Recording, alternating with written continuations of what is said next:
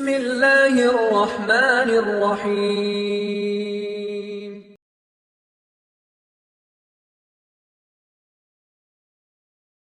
السلام عليكم ورحمة الله وبركاته. بسم الله الرحمن الرحيم. الحمد لله رب العالمين والعاقبة للمتقين والصلاة والسلام على أشرف الأنبياء والمرسلين نبينا محمد وعلى آله وأصحابه ومن تبعهم بإحسان إلى يوم الدين. اللهم صل على محمد وعلى آل محمد كما صليت على إبراهيم وعلى آل إبراهيم إنك حميد مجيد. اللهم بارك على محمد وعلى آل محمد كما باركت على إبراهيم وعلى آل إبراهيم إنك حميد مجيد.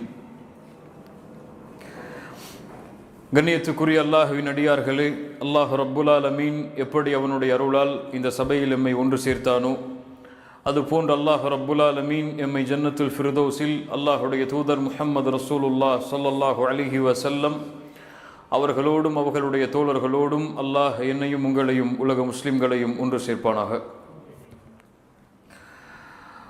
ரசூலுல்லாஹி ஸல்லல்லாஹு அலைஹி வஸல்லம் அவர்களை நாம் நேசிக்கிறோம். அவர்களோடு இந்த உலகத்தில் வாழ்வதற்கு அல்லாஹ் ரப்புல் ஆலமீன் எமக்கு வாய்ப்பை தரவில்லை என்றாலும் நாளை மறுமையில் அவர்களோடு அல்லாஹ் எம்மை வாழ வைப்பான் என்ற ஆதரவோடு எம்முடைய வாழ்வை நாம் கழித்து கொண்டிருக்கிறோம். அல்லாஹுவை நேசிப்பது போன்றல்ல அல்லாஹுடைய தூதர் முஹம்மது ரசூலுல்லாஹ் ஸல்லல்லாஹு அலைஹி வஸல்லம் அவர்களை நேசிப்பது. அல்லாஹுவை நேசிப்பது ஹுப்புன் ஃபித்ரி, இயற்கையான நேசம். அல்லாஹுடைய தூதர் ஸல்லல்லாஹு அலைஹி வஸல்லம் சொன்னார்கள், குல்லு மௌலூதின் யூலது அலல் ஃபித்ரா, ஒவ்வொரு குழந்தையும் பிறக்கும் பொழுது ஃபித்ராவில் தான் பிறக்கிறது, இயற்கையில் தான் பிறக்கிறது. தன்னை படைத்த இறைவன் யார் என்பதை தெரிந்துதான் பிறக்கிறது. அல்லாஹ் ரப்புல் ஆலமீன் இந்த படைப்புகளை படைத்த பொழுதே எல்லோரிடத்திலும் அல்லாஹ் வாங்கினான் வாக்கு, அலஸ்து பி ரப்பிக்கும், நான் உங்களுடைய இறைவன் இல்லையா? எல்லா உயிர்களும் சொன்னது பலா, ஆம் யா அல்லாஹ். அந்த இயற்கை முஸ்லிம்களாக இருந்தாலும் முஸ்லிம் அல்லாதவர்களாக இருந்தாலும் இறைவனை ஏற்று வாழ்பவர்களாக இருந்தாலும் இறைவனை ஏற்று வாழாதவர்களாக இருந்தாலும் யாராக இருந்தாலும் அவர்களுடைய உள்ளத்தில் இயற்கையாக ஏதோ ஒரு மூலையிலாவது இருக்கும், தன்னை படைத்த இறைவன் அல்லாஹ், அவனை நாம் நேசிக்க வேண்டும் என்று. என்னை படைத்தவன் ஒருவன் இருக்கிறான், அவனுடைய நேசம் என்னுடைய உள்ளத்தில் இருக்கிறது என்பது எல்லோருக்கும் இயற்கையான ஒன்று. இமாம் ஜௌசி ரஹிமஹுல்லா சொன்னார்கள், ஆனால் அல்லாஹுடைய தூதரை நேசிப்பது ஹுப்புன் இக்தியாரி, தேர்ந்தெடுத்து நேசிப்பது. அல்லாஹுடைய தூதருடைய வாழ்க்கையை தெரியாமல் ஒருவர் அல்லாஹுடைய தூதரை நேசிக்க முடியாது. அல்லாஹுடைய தூதருடைய குணத்தை தெரியாமல் ஒருவர் அல்லாஹுடைய தூதரை நேசிக்க முடியாது. அல்லாஹுடைய தூதருடைய பண்புகளை அறியாமல் ஒருவர் அல்லாஹுடைய தூதரின் மீது முஹப்பத்தை வைக்க முடியாது. அதனால்தான் அம்ர் இப்னு ஆஸ் ரலியல்லாஹு அன்ஹு அவர்கள் சொல்லுகிறார்கள், நாங்கள் எங்களுடைய பிள்ளைகளுக்கு எப்படி குர்ஆனை கற்றுக் கொடுப்போமோ அது போன்று அல்லாஹுடைய தூதருடைய வரலாற்றையும் கற்றுக் கொடுப்போம், சீராவை கற்றுக் கொடுப்போம். குர்ஆனை ஓதுவது, அல்லாஹுடைய தன்மைகளை வாசிப்பது அல்லாஹுவின் மீதுள்ள அன்பை வெளிப்படுத்தும், அதிகப்படுத்தும். சீராவை அறிவிக்கும் போது, அல்லாஹுடைய தூதருடைய வரலாற்றை அறிவிக்கும் போது அல்லாஹுடைய தூதரின் மீதுள்ள அன்பு அதிகமாகும். அதனால் நாங்கள் குர்ஆனை கற்றுக் கொடுப்பது போன்று எங்களுடைய பிள்ளைகளுக்கு நாங்கள் சீராவை, அல்லாஹுடைய தூதருடைய வரலாற்றை கற்றுக் கொடுப்போம். அல்லாஹுடைய தூதருடைய இந்த தேர்ந்தெடுப்பின் இந்த நேசத்தை அல்லாஹ் கடமையாக்குகிறான். இது இல்லாமல் ஒருவருடைய ஈமான் முழுமையாகாது. லா யுமினு அஹதுக்கும், உங்களில் யாரும் முஃமின்களாகவே மாற முடியாது. எதுவரை ஹத்தா அகூன அஹப்ப இலைஹி மின் வாலிதிஹி வ வலதிஹி வன்னாஸி அஜ்மஈன், உங்களுடைய பெற்றோர்களை விட பிள்ளைகளை விட ஒட்டுமொத்த உலகத்தை விடவும் நான் உங்களுக்கு நேசமுள்ளவனாக மாறாத வரை உங்களில் யாரும் முஃமினாகவே மாற முடியாது, ஈமானை முழுமையாகாது. இந்த ஹுப்புல் இக்தியாரியை உள்ளத்தில் முழுமையாக்காமல் அல்லாஹுடைய தூதர் ஸல்லல்லாஹு அலைஹி வஸல்லம் அவர்களை அதிகமாக இந்த பூமியில் நேசித்தவர்கள் யார்? நாம சஹாபாக்கள். அவர்களை போன்று அல்லாஹுடைய தூதரை நேசிக்கவே முடியாது. அல்லாஹுடைய தூதரோடு வாழ்ந்த அந்த நாட்கள் எல்லாம் அவர்களுக்கு சொர்க்கம் இந்த பூமியில். சொர்க்கத்தின் மனிதர் இந்த பூமியில் வாழ்வது, அவரோடு வாழ்வது என்பது சொர்க்கம் அவர்களுக்கு இந்த பூமியில். அல்லாஹுடைய தூதரோடு காலையை கழித்தார்கள், மாலையை கழித்தார்கள், இரவை கழித்தார்கள். அந்த நபித்தோழர்கள் தான் எம்மை விட அல்லாஹுடைய தூதரை அதிகம் நேசித்தவர்கள். அவர்களுடைய நேசிப்பை நாம் எம்முடைய வார்த்தைகளால் விவரித்து விட முடியாது. அவர்களும் அல்லாஹுடைய தூதரை நேசித்தார்கள். அல்லாஹுடைய தூதரின் நேசமும் என் மீது கிடைக்க வேண்டும் என்று எல்லா நபித்தோழர்களும் விரும்பினார்கள்.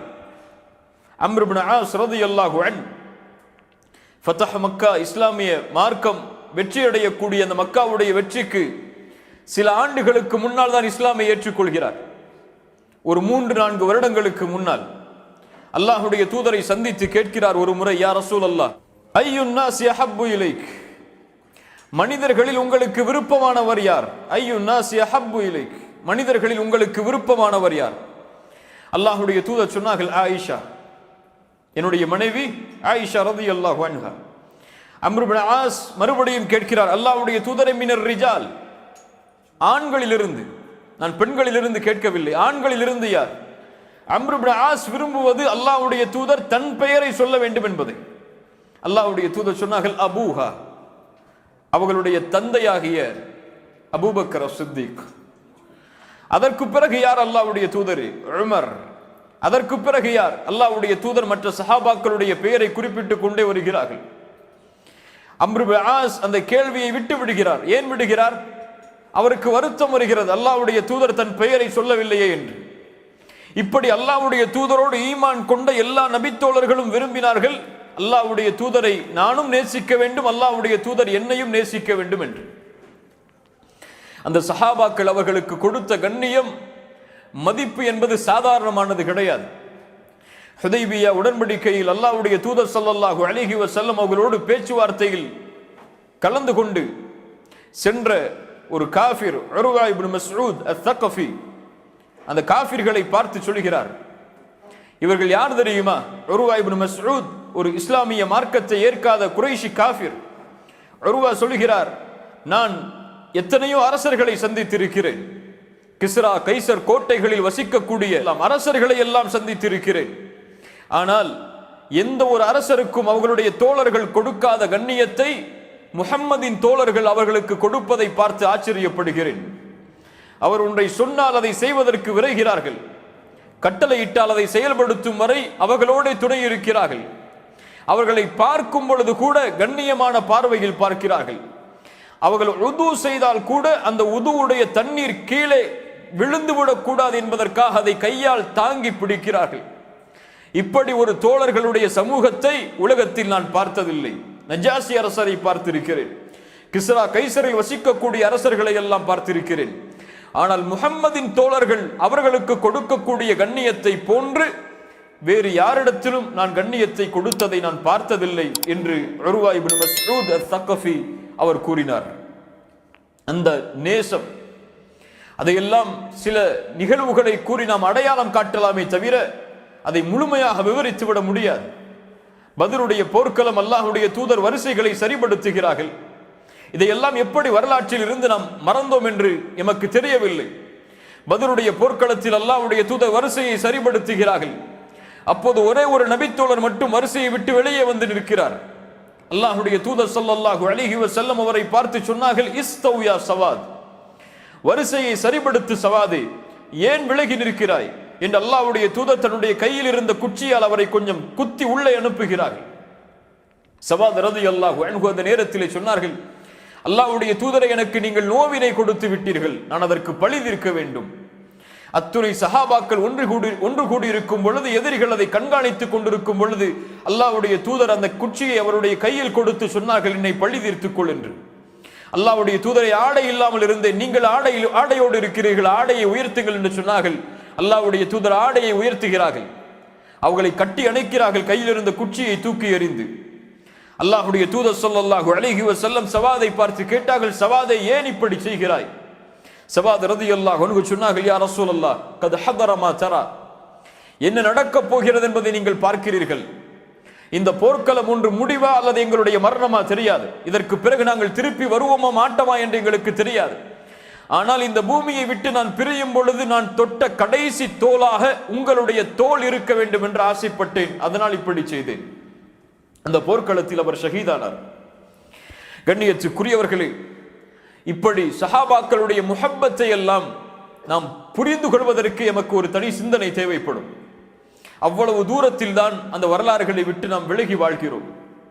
இந்த நபித்தோழர்களுடைய வாழ்க்கையில் அவர்கள் சந்தித்த மிகப்பெரிய சோதனைகளுக்கெல்லாம் மிகப்பெரிய சோதனை அல்லாஹ்வுடைய தூதர் ஸல்லல்லாஹு அலைஹி வஸல்லம் அவர்கள் மரணமான அந்த நாள்.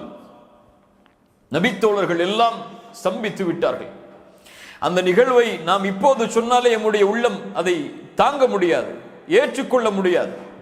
அவ்வளவு பாரமான ஒரு நிகழ்வு. அல்லாஹ்வுடைய தூதர் ஸல்லல்லாஹு அலைஹி வஸல்லம் அவர்கள் மரணித்த அந்த நாள். இந்த பூமி முழுக்க வெளிச்சமானது, வெளிச்சத்தால் சூழ்ந்தது.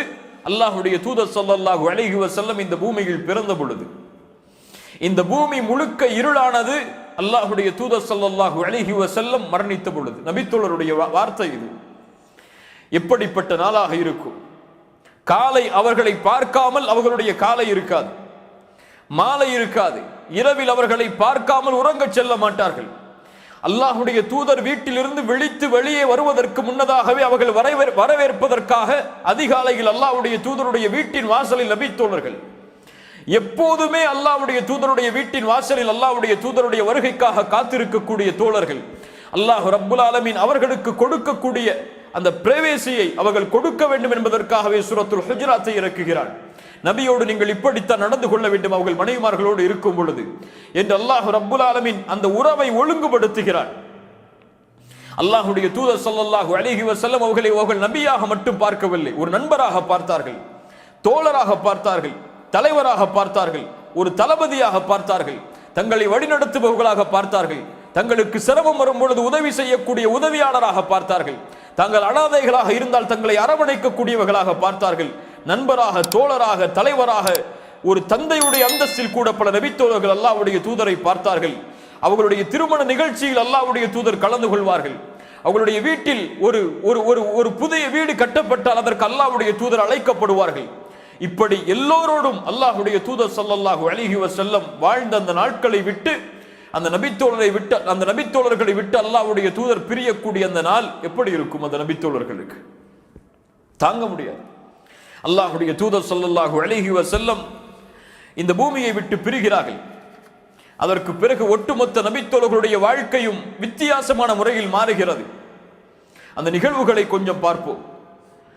அபூபக்கர் ஸித்தீக் ரலியல்லாஹு அன்ஹு முஸ்லிம் ரஹிமஹுல்லாஹ் பதிவு செய்கிறார்கள். அனஸ் இப்னு மாலிக் அவர்கள் கூறுவதாக, அபூபக்கர் ரலியல்லாஹு அன்ஹு அவர்கள் உமரை சந்திக்கிறார்கள். ஒரு முறை அல்லாஹ்வுடைய தூதருடைய மரணத்திற்கு பிறகு, உமர் அவர்களை வாருங்கள் நாம் உம்மு ஐமனை சந்தித்து வருவோம் ரலியல்லாஹு அன்ஹா. அல்லாஹ்வுடைய தூதர் தன்னுடைய தாய்க்கு பிறகு மதித்த மிகச்சிறந்த பெண் உம்மு ஐமன் பரக்கா. உம்மு ஐமன் ரலியல்லாஹு அன்ஹா தன்னுடைய தாயுடைய அந்தஸ்திற்கு பிறகு அல்லாஹ்வுடைய தூதர் மதித்த ஒரு பெண். அல்லாஹ்வுடைய தூதருடைய ஒட்டுமொத்த வாழ்க்கையிலும் அல்லாஹ்வுடைய தூதருக்கு உறுதுணையாக இருந்த பெண். அல்லாஹ்வுடைய தூதர் போர்க்களத்திலிருந்து திரும்பி வருவதை வரவேற்பதற்கு முதல் வரிசையில் காத்துக் கொண்டிருக்கக்கூடிய ஒரு பெண் உம்மு ஐமன் ரலியல்லாஹு அன்ஹா. அபூபக்கர் அவர்களும் உமர் அவர்களும் உம்மு ஐமனை பார்ப்பதற்காக செல்கிறார்கள்.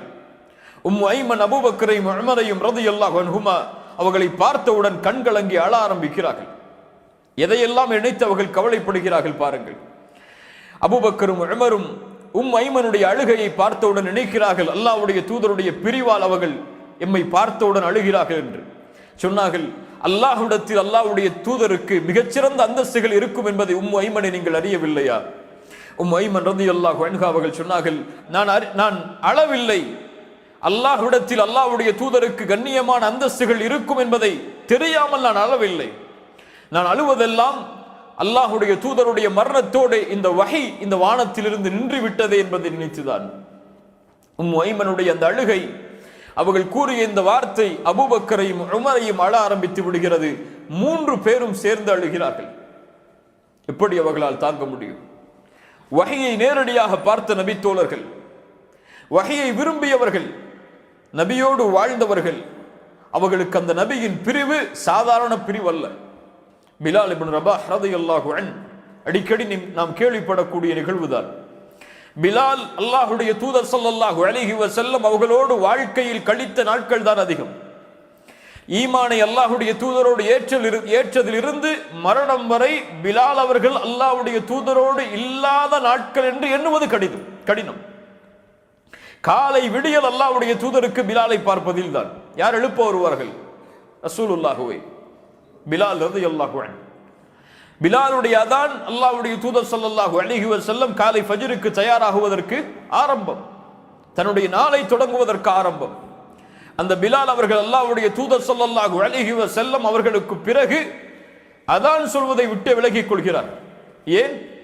அவர்கள் அஷ்ஹது அன்ன முஹம்மது ரசூலுல்லாஹ் என்ற வார்த்தையை கூட முழுமையாக சொல்லுவதற்கு அவர்களால் முடியவில்லை. அந்த நேசம் அவர்களை தடுக்கிறது. அந்த நேசத்தின் விளிம்பு அந்த அதானை முடிப்பதற்கு கூட அவர்களுக்கு இடம் கொடுப்பதில்லை. கடைசி காலத்தில் உமர் அவர்களுடைய ஆட்சிக்கு பிறகுதான் அந்த அதானை மறுபடியும் உமர் அவர்கள் கூற ஏவும் பொழுது அதை சொல்லுகிறார்கள். அஷ்ஹது அன்ன முஹம்மது ரசூலுல்லாஹ் என்று வரும் பொழுது தேம்பி அழ ஆரம்பித்து விடுகிறார்கள். ஆனால் இப்படியே தன்னுடைய வாழ்க்கையில் அல்லாஹ்வுடைய தூதருக்கு பிறகு கவலையோடு வாழ்ந்த பிலால் அவர்களுடைய மரணத்தின் பொழுது சிரிக்கிறார். மனைவி கேட்கிறார்கள், என் கணவரை கவலை அடையக்கூடிய இந்த நாளில் நீங்கள் சிரிக்கிறீரே ஏன்? சொன்னார்கள், கதன் நல்கல் அஹிப்பத முஹம்மத வ ஸஹ்பா அல்கல் அஹிப்பத முஹம்மத வ ஸஹ்பா. நான் நாளை முஹம்மதையும் அவர்களுடைய தோழர்களையும் சந்திக்க போகிறேனே, இதைவிட மகிழ்ச்சியான நாள் என்னுடைய வாழ்க்கையில் ஏது என்று கேட்டார். அவர்கள் விரும்பியது எதை? தூதரோடு வாழ்வதை. இந்த உலகத்தில் அவர்களுக்கு அந்த வாய்ப்பு பறிபோகிவிட்டாலும் எப்படியாவது மறுபடியும் அந்த தூதரை நாங்கள் சந்தித்து விட வேண்டும் என்று அவர்கள் விரும்பினார்கள், நேசித்தார்கள் அதை. அந்த நாட்களை எண்ணி தங்களுடைய வாழ்க்கையை வாழ்ந்து கொண்டிருந்தார்கள். ரசூலுல்லாஹி ஸல்லல்லாஹு அலைஹி வஸல்லம் அவர்கள் அறிவித்த ஒரு ஹதீஸ் அந்த நபித்தோழர்களுக்கு ஒரு பெருநாளாக கருதப்பட்டது. பெருநாளுக்கு கொடுக்கக்கூடிய மகிழ்ச்சியை போன்று ஒரு நபியுடைய ஒரு செய்திக்கு அந்த நபித்தோழர்கள் மகிழ்ச்சியை கொடுத்தார்கள். அல் மர்உ மஅ மன் அஹப்ப. நாளை மறுமையில் ஒருவன் யாரை நேசித்தானோ அவர்களோடு இருப்பான் என்ற ஒரு செய்தி அவர்களுடைய உள்ளத்தில் ஆனந்தத்தை கொடுத்தது. ஏன்? அவர்கள் யாரை நேசித்தார்கள்? ரசூலுல்லாஹ். அதனால் மகிழ்ச்சி அடைந்தார்கள். நான் அல்லாஹ்வுடைய தூதரை நேசிக்கிறேன், மறுமையில் அல்லாஹ்வுடைய தூதரோடு வாழ்வேன் என்று. எம்முடைய வாழ்க்கையை கொஞ்சம் புரட்டி பாருங்கள். ரசூலை நாம் பார்க்கவில்லை இன்னும். அவர்களுடைய முகம் எப்படி என்று எம்முடைய பெரும்பான்மையான மக்களுக்கு தெரியாது. அவர்களுடைய வாழ்க்கையை தான் படித்திருக்கிறோம், அவர்களுடைய குணங்களை படித்திருக்கிறோம், பண்புகளை படித்திருக்கிறோம் ஓரளவுக்கு.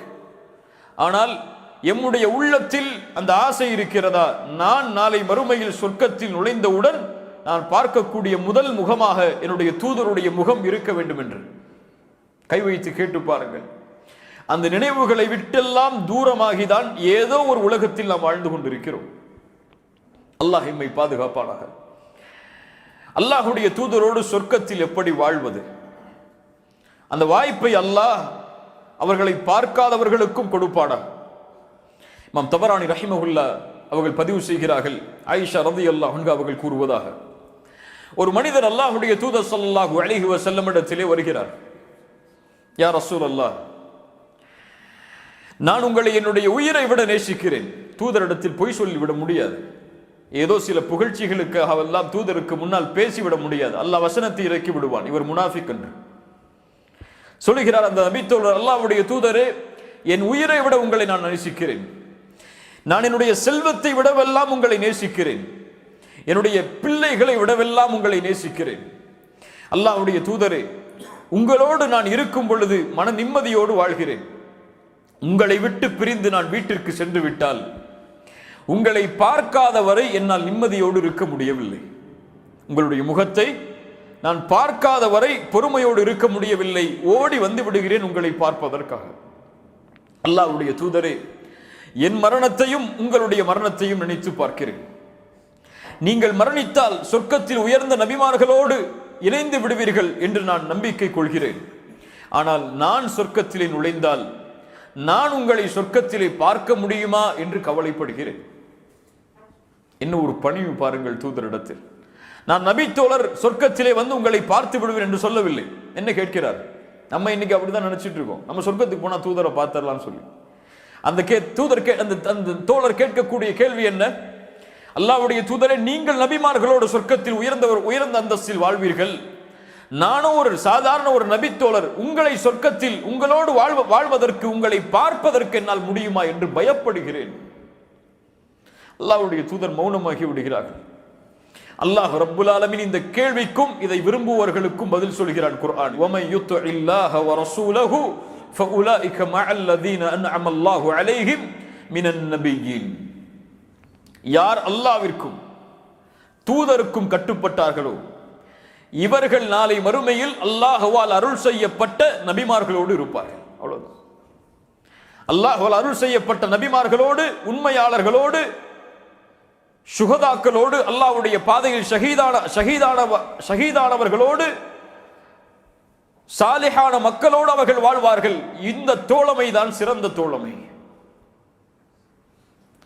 அல்லாஹ்வுடைய தூதரோடு மறுமையில் வாழ்வதற்கு அல்லாஹ் அந்த நபித்தோழருக்கு கொடுத்த நற்செய்தி, அல்லாஹ்விற்கு கட்டுப்படுங்கள், தூதருக்கு கட்டுப்படுங்கள்.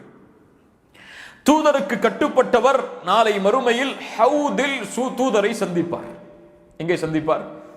ஹவுத், மஹ்ஷர் மைதானத்தில் இருக்கக்கூடிய அந்த நீர் தடாகம். அல்லாஹ்வுடைய தூதர் தன்னுடைய கரத்தால் தண்ணீரை எடுத்து கொடுப்பார்கள் அவர்களுடைய உம்மத்திற்கு. அதில் தண்ணீரை கொடுப்பவருக்கு, குடிப்பவருக்கு தாகமே ஏற்படாது. அதற்கு பிறகு அந்த ஹவுதில் அல்லாஹ்வுடைய தூதரை சந்திப்பார். தூதருக்கு கட்டுப்பட்டவர்.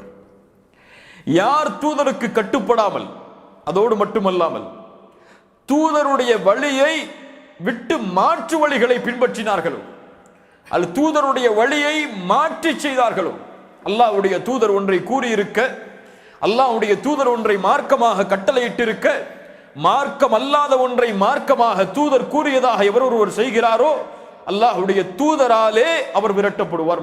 ஹவுதில் இருந்து சுஹ்கன் சுஹ்கன், தூரமாகி விடுங்கள் என்று விரட்டுவார்கள் அல்லாஹ்வுடைய தூதர் ஸல்லல்லாஹு அலைஹி வஸல்லம் அவர்களை.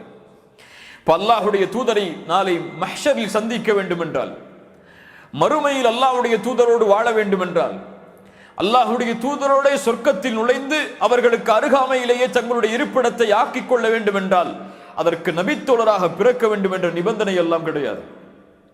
அதற்கு நீங்கள் மக்காவில் பிறக்க வேண்டும், மதீனாவில் மரணமாக வேண்டும் என்ற நிபந்தனை எல்லாம் கிடையாது. அதற்கு இருக்கக்கூடிய ஒரே நிபந்தனை, அல்லாஹ்விற்கும் தூதருக்கும் கட்டுப்படுங்கள். அல்லாஹ் ஏவியதை செயல்படுத்துங்கள், அல்லாஹ் தடுத்ததை விட்டு விலக்கிக் கொள்ளுங்கள். அல்லாஹ்வுடைய தூதர் ஏவியதை செயல்படுத்துங்கள், அல்லாஹ்வுடைய தூதர் தடுத்ததை விட்டு விலகிக் கொள்ளுங்கள். அது எம்மை சொர்க்கத்தில் அழைத்து செல்லும், தூதரோடு வாழ்வதற்கு எமக்கு உதவி செய்யும். அல்லாஹ்வுடைய தூதர் ஸல்லல்லாஹு அலைஹி வஸல்லம் அவர்களுக்கு நாளை மறுமையில் அவர்களுடைய வீட்டுக்கு அருகில் 2 நபித்தோழர்களுடைய வீடுகள் அமையும் என்று அல்லாஹ்வுடைய தூதர் சொன்னார்கள். யார் அந்த நபித்தோழர்கள்? இந்த நபித்தோழர்கள் என்னுடைய மறுமையில் என்னுடைய வீட்டின் அருகே இவர்களுடைய வீடுகள் இருக்கும், அண்டை வீட்டார்கள்.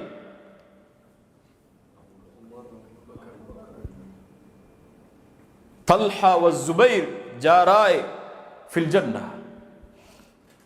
தல்ஹாவும் ஜுபைரும் சொர்க்கத்தில் என் அண்டை வீட்டார்கள். இந்த ஹதீஸை பார்க்கும் பொழுது ஒரு மிகப்பெரிய ஆச்சரியம் எழுந்தது. ஏன் இவர்களை மட்டும் அல்லாஹ்வுடைய தூதர் தன்னுடைய அண்டை வீட்டார்கள் என்று சொன்னார்கள்? இந்த இருவரும் தூதருக்கு செய்த தியாகம் அவ்வளவு மகத்தானது.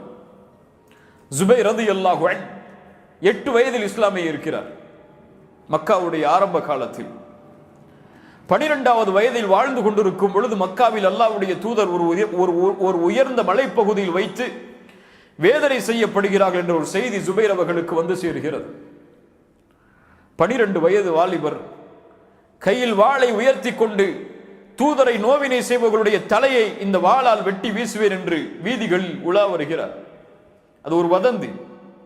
அல்லாஹ்வுடைய தூதர், மக்கள் எல்லோரும் சொல்கிறார்கள், குலாமுன் மஅஹு ஸைஃப், ஒரு சிறுவன் அவனுடைய கையில் வாள் இருக்கிறது என்று மக்கள் எல்லோரும் பேசுகிறார்கள். அல்லாஹ்வுடைய தூதர் பார்க்கிறார்கள் அவரை, ஜுபைரை ஏன், எதை நீ சுமந்து செல்கிறாய், ஏன் இப்படி நடந்து கொள்கிறாய்? அல்லாஹ்வுடைய தூதரை, நீங்கள் நோவினை செய்யப்படுவதாக நான் அறிகிறேன், அதனால் இந்த வாளை நான் உயர்த்தி பிடித்திருக்கிறேன். என்ன செய்வாய் இந்த வாளை கொண்டு? உங்களை நோவினை செய்பவர்களை பழி தீர்ப்பேன். இவர்தான் அல்லாஹ்வுடைய தீனுக்காக இவர் ஓங்கிய அந்த வாழ்தான் முதல் வாழ். இந்த ஜுபைர் ரலியல்லாஹு அன்ஹு, தல்ஹா, அல்லாஹ்வுடைய தூதர் ஸல்லல்லாஹு அலைஹி வஸல்லம் அவர்களுடைய தோழர் அபூபக்கர் சித்திக் ரலியல்லாஹு அன்ஹு அவர்கள் சொன்னார்கள், இந்த நாள் ஒருவருக்கு உரித்தாகும் என்றால் அது தல்ஹாவிற்கு தான். இந்த நாள் உஹத், உஹதுடைய அந்த நாள் முழுவதும் சொந்தமானது யாருக்கு தான்? தல்ஹாவுக்கு தான். அல்லாஹ்வுடைய தூதரை பாதுகாக்கிறார்கள், அன்சாரிகள் எல்லோரும் கொல்லப்படுகிறார்கள். அல்லாஹ்வுடைய தூதரை பாதுகாப்பதற்காக அல்லாஹ்வுடைய தூதருக்கு முன்னால் வருகிறார். 38 காயங்கள் அவருடைய முன் உடம்பில், ஆயுதங்களால் அம்புகளால் துளைக்கப்பட்ட அவருடைய ஒரு கை செயலிழந்து போகிறது. கையில் காயம் அல்ல, அந்த போர்க்களத்திற்கு பிறகு தல்ஹாவிற்கு கை செயலிழந்து விட்டது. அல்லாஹ்வுடைய தூதர் ஸல்லல்லாஹு அலைஹி வஸல்லம் சொன்னார்கள், ஒருவர் உயிரோடு வாழக்கூடிய ஷஹீதை பார்க்க வேண்டும் என்றால் தல்ஹாவை பார்க்கட்டும் ரலியல்லாஹு அன்ஹு. அல்லாஹ்வுடைய தூதரை பாதுகாக்கிறார்கள், அம்புகள் வருகிறது. அல்லாஹ்வுடைய தூதர் கொஞ்சம் தலையை உயர்த்தி காட்டுகிறார்கள். சொன்னார்கள், நஹ்ரி தூன நஹ்ரிக யா ரசூலல்லாஹ், என் கழுத்து இருக்கிறது உங்களுடைய கழுத்துக்கு பதிலாக, நீங்கள் தலையை உயர்த்தாதீர்கள். இந்த தல்ஹா அல்லாஹ்வுடைய தூதருக்கு அருகில் அவர்களுக்கு இடம் கிடைத்ததன் காரணம் என்ன? நபித்தோழராக பிறந்தது மட்டுமல்ல, அல்லாஹ்வுடைய தூதரை பாதுகாப்பதற்கு அவர்கள் செய்த தியாகம். இந்த அல்லாஹ்வுடைய தூதரை நாம் பாதுகாக்க முடியாது, அவர்கள் உயிரோடு இல்லை இந்த பூமியில், அவர்களுடைய வாழ்வு கபரில் வேறு. ஆனால் அவர்களுடைய சுன்னாக்களை பாதுகாக்கக்கூடிய வாய்ப்பை அல்லாஹ் எமக்கு கொடுத்திருக்கிறான். ஆனால் அதில் நாம் நடந்து கொள்ளக்கூடிய முறை, சுன்னாக்களை பாதுகாப்பதை, அதை கண்ணியமாக கருதி அதை செயல்படுத்துவதை வீரமாக நினைக்கக்கூடிய சமூகமாகவா நாம் வாழ்ந்து கொண்டிருக்கிறோம் இந்த பூமியில்? சுப்ஹானல்லாஹ். கண்ணியத்துக்குரியவர்களே, அல்லாஹ்வுடைய தூதரோடு வாழ்வது, அல்லாஹ்வுடைய தூதரோடு மறுமையில் அவர்களோடு இருப்பது என்பது ஏதோ ஒரு சாதாரண விஷயமாக கிடைத்து விடாது. அது ஒரு பாக்கியம், அல்லாஹ் கொடுக்கின்ற மிகப்பெரிய அருள். அல்லாஹுவை மறுமையில் பார்ப்பது ஒரு வெற்றி, அதை விட வெற்றி கிடையாது. அதற்கு பிறகு அல்லாஹ் சொர்க்கத்தில் ஒருவருக்கு கொடுக்கின்ற மிகப்பெரிய அருள், ஹூரை விட, சொர்க்கத்துடைய மாளிகைகளை விட, சொர்க்கத்தில் கிடைக்கக்கூடிய அத்துணை அருள்கொடைகளை விடவும் தூதர் முஹம்மது ரசூல் ஸல்லல்லாஹு அலைஹி வஸல்லம் அவர்களை பார்ப்பது. முஸ்லிம் ரஹிமஹுல்லாஹ் ரபியா இப்னு கஅப் ரலியல்லாஹு அன்ஹு அவர்களுடைய ஹதீஸை பதிவு செய்கிறார்கள். ரபியா ஒரு ஏழ்மையான நபித்தோழர், மிக ஏழ்மையான நபித்தோழர். இவருடைய வரலாறு மிகச்சிறந்த வரலாறு, தேடி படியுங்கள். ரபியா இப்னு கஅப் அல் அஸ்லமி ரலியல்லாஹு அன்ஹு அல்லாஹ்வுடைய தூதருக்கு பணிவிடையாளராக இருக்கிறார். அவர் சொல்கிறார், அவர்களே இந்த ஹதீஸை சொல்லுகிறார்கள், நான் அல்லாஹ்வுடைய தூதருக்கு உது செய்யக்கூடிய பாத்திரத்தை கொண்டு செல்வேன், அவர்களுக்கு பணிவிடை செய்யக்கூடிய ஒரு பணியாளனாகவே அல்லாஹ்வுடைய தூதரோடு இருந்தேன். அல்லாஹ்வுடைய தூதர் யாருக்கும் கொடுக்காத ஒரு வாய்ப்பை ரபியா அவர்களுக்கு கொடுத்தார்கள். அவர்களை பார்த்து ஒரு முறை சொன்னார்கள், ஃபகால லி சல், என்னிடத்திலே கேள், நான் உனக்கு அல்லாஹ்விடத்திலே கேட்டு தருகிறேன். இவ்வளவு பெரிய பாக்கியம். தூதர் துஆ கேட்பதை அல்லாஹ் மறுக்க மாட்டான், தூதருடைய துஆ அங்கீகரிக்கப்படும். அவர் ஏழ்மையான நபித்தோழர், அல்லாஹ்வுடைய தூதருக்கு பணிவிடை செய்வதுதான் அவருடைய வேலையை. அவர் வேறு ஏதாவது ஒன்றை கேட்டிருக்கலாம். அந்த நபித்தோழர் கேட்டார், அஸ்அலுக முராஃபகதக ஃபில் ஜன்னah, யா ரசூலுல்லாஹ், என்னுடைய தேவை எல்லாம் நாளை மறுமையில் உங்களுடைய தோழமை, அவ்வளவுதான். அஸ்அலுக முராஃபகதக ஃபில் ஜன்னah, எனக்கு வேண்டியதெல்லாம் நாளை மறுமையில் உங்களுடைய தோழமை தான். இந்த உலகத்தில் உங்களுக்கு பணிவிடையாளனாக இருக்கிறேன், நாளை மறுமையில் உங்களுடைய தோழமை தான் எனக்கு வேண்டும். அல்லாஹ்வுடைய தூதர் கேட்டார்கள், அவ கைர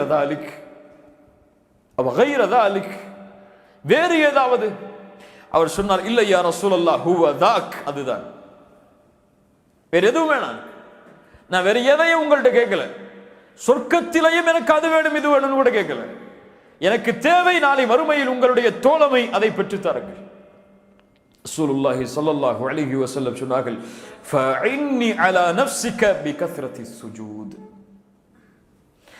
நீ எனக்கு உதவி செய் ரபியா, சுஜூதை அதிகப்படுத்துவதை கொண்டு.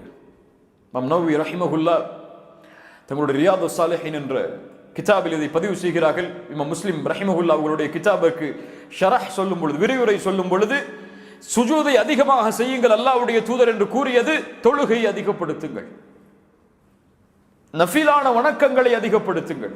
தொழுகை அதிகப்படுத்த முடியாது. நஃபிலான தொழுகைகளை அதிகப்படுத்தி தொழுங்கள். இதன் மூலமாக நீங்கள் எனக்கு உதவி செய்யுங்கள் சொர்க்கத்தில் உங்களோடு நான் இருப்பதற்கு. சுப்ஹானல்லாஹ். இமாம் நவவி ரஹ்மஹுல்லாஹ் தங்களுடைய ரியாதுஸ் ஸாலிஹீனில் இந்த ஹதீஸை எந்த பாடத்தின் கீழ் கொண்டு வருகிறார்கள் தெரியுமா? ஒரு முஹப்பத்துடைய பாடத்தின் கீழ் கொண்டு வரலாம், ரசூலை நேசிப்பது என்ற பாடத்தின் கீழ் கொண்டு வரலாம், அல்லது ரசூல் ஸல்லல்லாஹு அலைஹி வஸல்லம் சம்பந்தப்பட்ட பாடத்தின் கீழ் கொண்டு வரலாம். ஆனால் அவர்கள் கொண்டு வந்த அந்த அறிவின் நுட்பத்தை பாருங்கள். முஜாஹதத்துன் நஃப்ஸ், நஃப்ஸோடு போராடுதல் என்ற பாடத்தின் கீழ் கொண்டு வருகிறார்கள். ஏன்? ஒருவன் இந்த அந்தஸ்தை அடைய வேண்டும் என்றால் சாதாரணமாக முடியாது. அவன் தன் நஃப்ஸோடு போராட வேண்டும், தன் நஃப்ஸுக்கு மாற்றமாக அவன் நடந்து வர வேண்டும். வணக்க வழிபாடுகளை நஃப்ஸு குறைக்கும் பொழுது அவன் அதிகப்படுத்தி கொண்டே இருக்க வேண்டும். அப்போதுதான் இந்த அந்தஸ்தை பெற முடியும். இது ஒரு சாதாரணமாக எல்லோருக்கும் கிடைக்கக்கூடிய அந்தஸ்து அல்ல. இது ஒரு மிகப்பெரிய தியாகத்திற்கு பிறகு கிடைக்கக்கூடிய அந்தஸ்து. அதற்காக அந்த பாடத்தின் கீழ் இமாம் நவவி ரஹ்மஹுல்லாஹ் கொண்டு வருகிறார்கள். தொழுகைகளை, நஃபிலான வணக்கங்களை அதிகப்படுத்துதல். ரசூலுல்லாஹி ஸல்லல்லாஹு அலைஹி வஸல்லம் சொன்னார்கள், யார் ஒருவர் ஒரு நாளில் 12 ரக்அத்துகள் நஃபிலான சுன்னத்தான வணக்கத்தை நிறைவேற்றுகிறாரோ நாளை மறுமையில் அல்லாஹ் அவருக்கு சொர்க்கத்தில் ஒரு வீட்டை கட்டுகிறார். ஒவ்வொரு நாளும் 12 ரக்அத்தை ஒருவர் தொழுதால் சொர்க்கத்தில் அவருக்கு ஒரு வீடு கட்டப்படுகிறது. உலகத்தில் ஒரு வீடு கட்டுறதுக்காக இந்த துபாயுடைய ஒட்டுமொத்த வாழ்க்கையும் கொடுக்கனாலும் கொடுக்க தயார் நம்ம. ஆனால் சொர்க்கத்தில் நாம் நிரந்தரமாக வாழப்போகின்ற இந்த பூமியை சென்றடைவதற்கு 12 ரக்அத் ஒதுக்கி நம்மளால தொழ முடியல. சுபஹுக்கு முன்னாடி 2 ரக்அத், துஹருக்கு முன்னாடி 4, பின்னாடி 2, மக்ரிபுக்கு பின்னாடி 2, இஷாவுக்கு பின்னாடி 2, அவ்வளவுதான். இதுல மிக முக்கியமான சுன்னா எது? ஃபஜ்ருடைய சுன்னா. நஃபிலான வணக்கங்களை, சுன்னத்தான வணக்கங்களை நிறைவேற்றுவது யாருக்கு வழக்கம் இல்லை? ரசூல் ஸல்லல்லாஹு அலைஹி வஸல்லம் அவர்களுக்கு வழக்கம் இல்லை பயணத்தில். ஆனால் ஃபஜ்ருடைய சுன்னாவை தவிர பயணத்தில் இருந்தாலும் போர்க்களத்தில் இருந்தாலும் எங்கே இருந்தாலும் ஃபஜ்ருடைய சுன்னாவை அல்லாஹ்வுடைய தூதர் நிறைவேற்றுவார்கள். சுன்னா தவறினால் தொழுகைக்கு பிறகு நிறைவேற்றுமாறு அறிவுறுத்துவார்கள். சுப்ஹானல்லாஹ். இப்படி இந்த நஃபிலான வணக்க வழிபாடுகள் மூலமாக அல்லாஹ்வின் நேசத்தையும் தூதரின் நேசத்தையும் விரும்ப வேண்டிய நாம் உலக விஷயங்களில் சிக்கி தவித்து ரொம்ப பிஸியா இருக்கேன். எனக்கு இதுக்கெல்லாம் நேரம் இல்லை. இன்னைக்கு ரொம்ப பிஸி. நம்ம தொழுகை முடிஞ்சோன்னு உட்கார்ந்து சுப்ஹானல்லாஹ் அல்ஹம்துலில்லாஹ் அல்லாஹ் அக்பர்னு சொல்லி அந்த திக்ரை எண்ணி முடிக்கிறதுக்கு நம்முடைய நாக்குக்கு நேரம் கொடுக்க முடியல. நம்மளால அவ்வளோ பிஸியா இருக்கும் இந்த உலகத்துல. ஆனா எங்களுக்கு என்ன தேவை? இப்போ நம்ம துவா செஞ்சா கூட அல்லாஹ்வுடைய தூதரோட சொர்க்கத்தில் வாழணும்னு சொல்லி ஆமீன் சொல்லுவோம். துஆ முயற்சி இல்லாமல் பலனை தராது. துஆ அல்லாஹ்விடத்தில் அங்கீகரிக்கப்பட வேண்டும் என்றால் அந்த துஆ இங்க இருந்து வரணும். இங்க இருந்து வரணும்னா அது செயலா மாறி இருக்கணும்.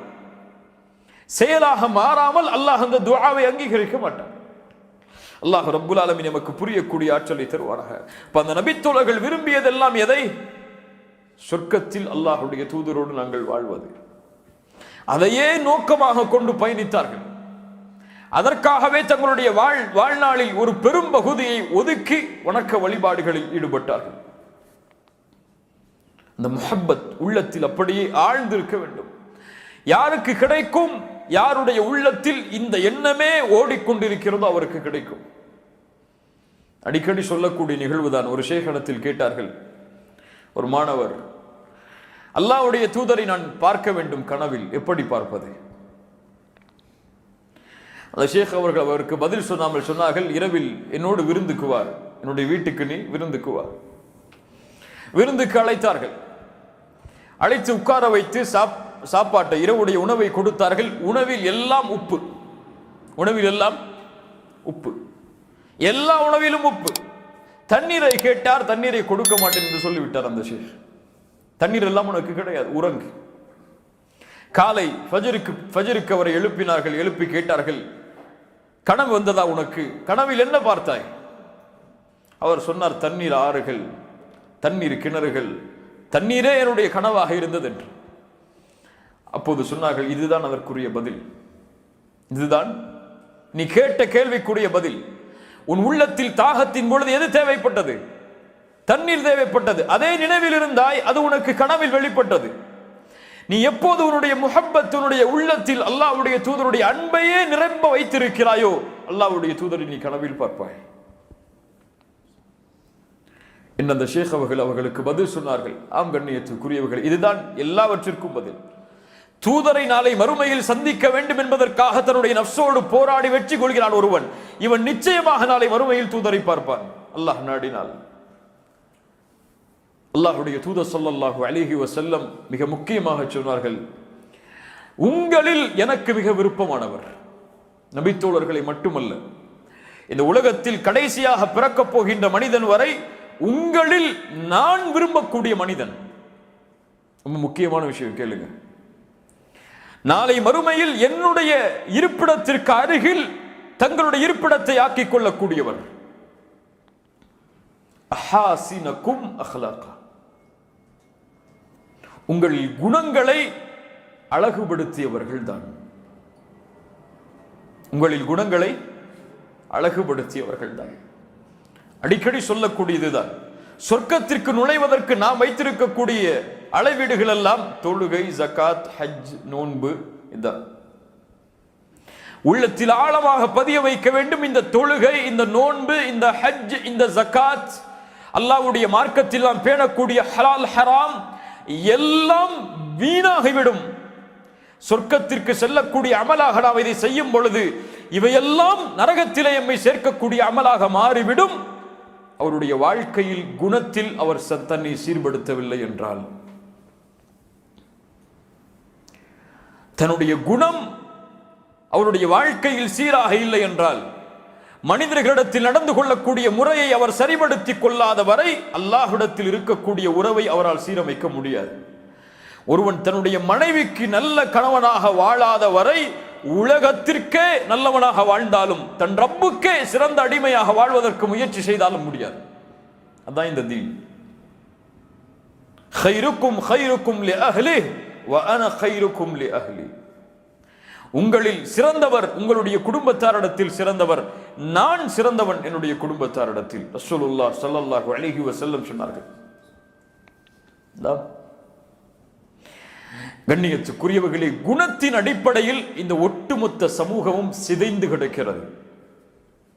நேர்மை, உண்மை என்று மார்க்கம் கொடுக்கக்கூடிய அளவீடுகள் எல்லாம் இன்று முஸ்லிம்களாலே உடைக்கப்படுகிறது.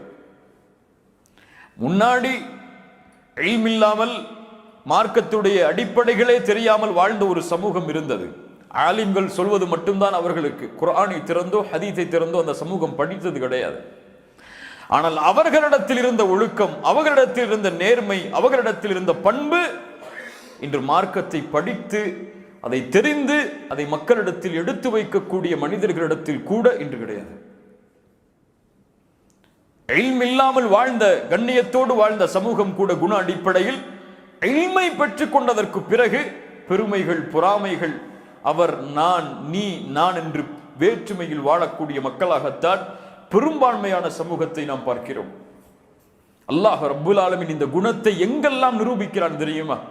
அல்லாஹ் கூறுகிறான், ஈமான் கொண்டவர்களே, நீங்கள் அல்லாஹ்வுடைய தீனை விட்டு விலகினால் அல்லாஹ் உங்களை விட்டு வேறொரு சமூகத்தை அல்லாஹ் கொண்டு வருவான். அவர்களுடைய தன்மைகள் என்ன தெரியுமா? அவர்களும் அல்லாஹுவை நேசிப்பார்கள், அவர்களையும் அல்லாஹ் நேசிப்பான். அவர்களையும் அல்லாஹ் நேசிப்பான்.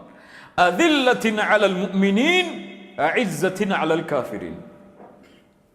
அல்லாஹ் முதல் குவாலிட்டியை கொண்டு வர்றார், முதல் கேரக்டர் இதுதான். அவர்கள் முஃமின்களோடு பணிவோடு நடந்து கொள்வார்கள். முஃமின்களோடு பணிவோடு நடந்து கொள்வான். தான் முன்னேறுவதை விட தன்னோடு வாழக்கூடிய ஒரு சகோதரன் முன்னேறுவதை தன் வெற்றியாக அவன் கருதுவான். சமூகத்தில் யாரொருவன் தன்னை முன்னேற்றிக் கொள்ள வெளியே வந்தாலும் அவனுக்கு கை கொடுத்து உயர்த்தி விடுவான். இங்க அப்படியே சமூகம் இருக்கு.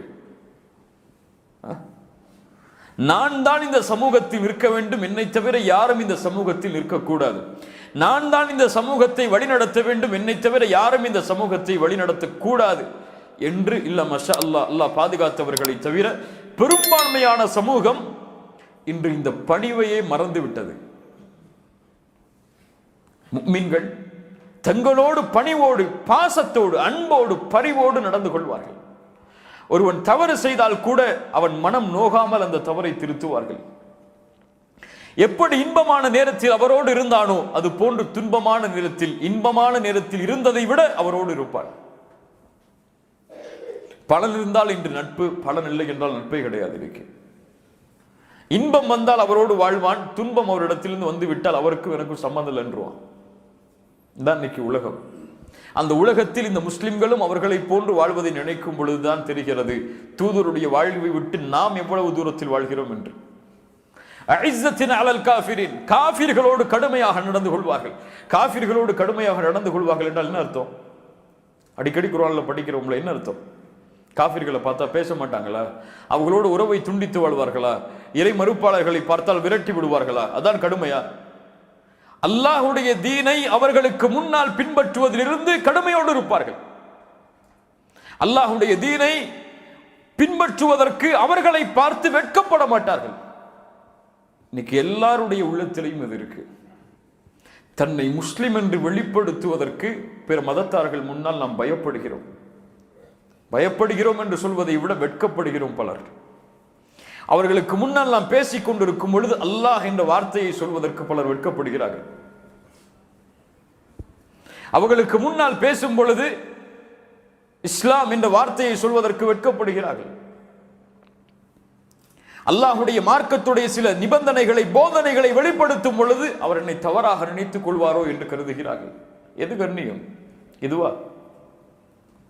உமர் இப்னு கத்தாப் அவர்கள் சொன்னார்கள், இழிவாக இருந்த எமக்கு இந்த இஸ்லாமிய மார்க்கம் கண்ணியத்தை கொடுத்தது. யார் ஒருவன் இந்த இஸ்லாம் அல்லாத வேறு வழிகளில் கண்ணியத்தை தேடுவானோ அவன் இழிவைத்தான் அடைவான்.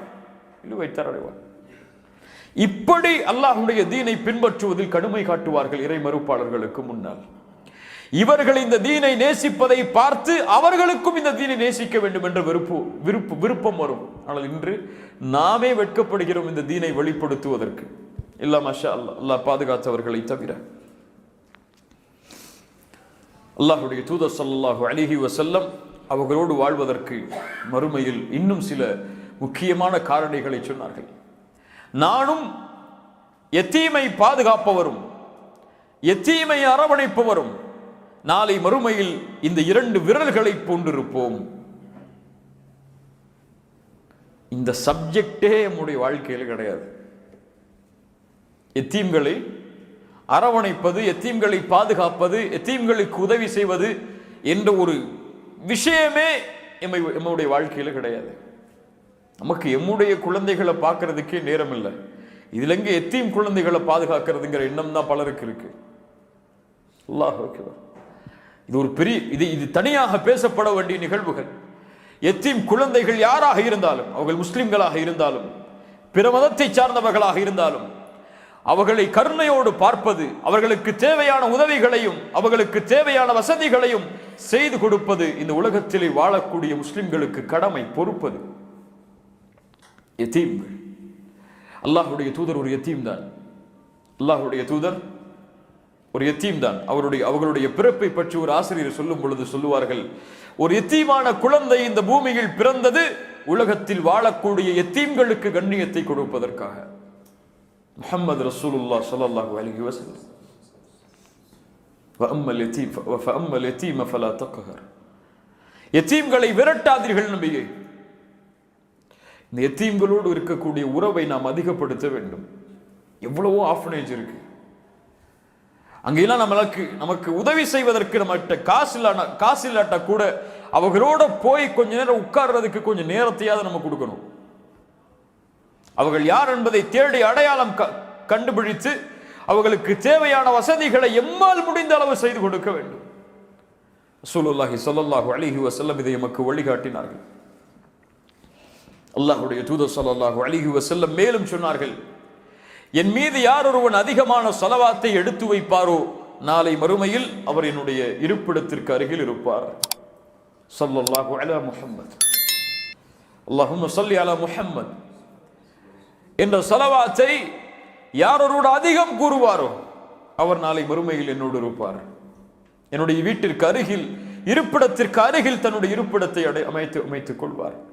அல்லாஹுடைய தூதருடைய பெயரை எப்போதெல்லாம் உச்சரிக்கிறோமோ, எப்போதெல்லாம் கேள்விப்படுகிறோமோ, எங்கெல்லாம் அந்த பெயரை நாம் நினைக்கிறோமோ, அப்போதெல்லாம் எம் நாவுகள் அந்த தண்ணீரை வற்றும் அளவிற்கு நாம் சொல்ல வேண்டும், ஸல்லல்லாஹு அலா முஹம்மத் ஸல்லல்லாஹு அலைஹி வஸல்லம் என்ற ஸலவாத்தை எம்மால் முடிந்த அளவு நாம் கூறிக்கொண்டே வர வேண்டும்.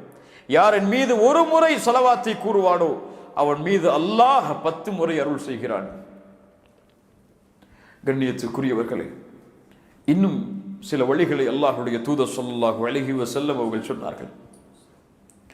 இந்த எண்ணத்தோடு நாம் வாழ வேண்டுமா, அல்லது இந்த உலகத்தில் இருக்கக்கூடிய இன்பங்களோடு இந்த எண்ணங்களை மறந்து நாம் வாழ வேண்டுமா என்று முடிவெடுக்கக்கூடிய தருணம் இது. நபித்தோழர்கள் விரும்பிய வாழ்க்கை இந்த உலகத்தில் நான் மரணித்ததற்கு பிறகு அந்த தூதரோடு வாழ்வது. அபூபக்கர் சித்திக் ரலியல்லாஹு அன்ஹு தூதர் மரணித்த நாளில், தூதர் விரும்பிய அந்த நாளில் தானும் மரணித்து அதே தினத்திலேயே அடக்கப்பட வேண்டும் என்று விரும்பினார். அபூபக்கர் சித்திக் ரலியல்லாஹு அன்ஹு திங்கட்கிழமை. நாம் யோசித்து பாருங்கள், ஒரு கற்பனை செய்யுங்கள். அல்லாஹ் நாளை மறுமையில் எமக்கு சொர்க்கத்திலே நுழைவதற்கு ஒரு வாய்ப்பை கொடுத்தால், இன்ஷா அல்லாஹ் அந்த தூதரை அல்லாஹ் சந்திப்பதற்கு ஒரு வாய்ப்பை ஏற்படுத்தினால், அந்த முதல் சந்திப்பை நாம் எப்படி ஆக்கிக் கொள்வோம்? ஒரு முஃமின் இதை சிந்திப்பான், இதை ஆசை கொள்வான். தூதரை சந்திப்பதற்கு நான் அணியக்கூடிய ஆடை என்ன சொர்க்கத்தில்? யாரையெல்லாம் அழைத்துக் கொண்டு தூதரை சந்திக்க செல்லுவேன்?